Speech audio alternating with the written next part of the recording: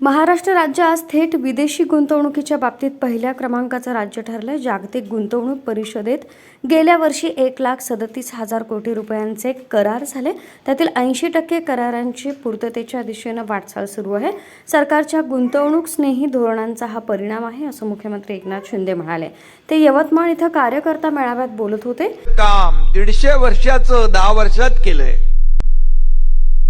आणि म्हणूनच आपल्या सगळ्यांना त्यांचा अभिमान आहे.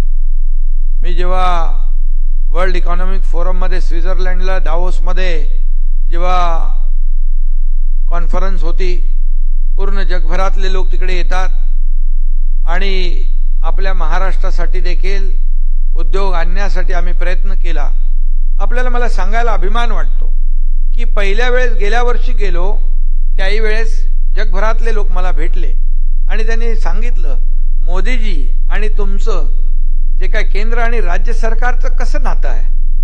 आम्ही त्यांना सांगितलं, आम्ही एकत्रच काम करतो, आमचं डबल इंजिनचं सरकार आहे. केंद्र आम्हाला मदत करतं आणि राज्य विकास करतं. 1,37,000 कोटीचं MOU करारनामे गेल्या वर्षी साईन झाले. 70% उद्योग मंत्री इकडे आहेत.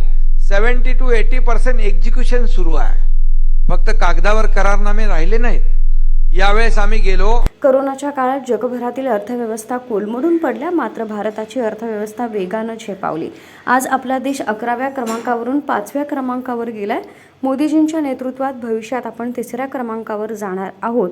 कोरोनाच्या काळात मोदीजींच्या नेतृत्वात भारतानं जगाला मदत केल्याची आठवण शिंदे यांनी करून दिली. गुंतवणूक करणाऱ्या उद्योजकांची आधीच्या सरकारकडून अडवणूक केली जात होती, त्यांना खेटे मारावे लागत होते आणि शेवटी त्यांच्याकडे आपला हिस्सा मागितला जात होता. त्यामुळे राज्यातील गुंतवणुकीचा ओघ घटला होता. आमच्या सरकारनं ही पद्धत बंद केली, त्यामुळे हा ओघ पुन्हा महाराष्ट्राकडे वळला आहे, असं शिंदे म्हणाले. राज्यात उद्योगांची वाढ व्हावी यासाठी राज्य सरकारनं अनेक सुविधा उपलब्ध करून दिल्या आहेत.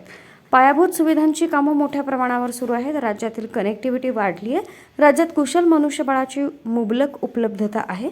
एक खिडकी योजनेमुळे अनुज्ञ प्राप्ती वेगानं मिळत आहे. त्यामुळं उद्योजकांना उद्योग सुरू करणं आणि ते सुरळीतपणे चालवणं सुलभ झाल्याचं शिंदे म्हणाले.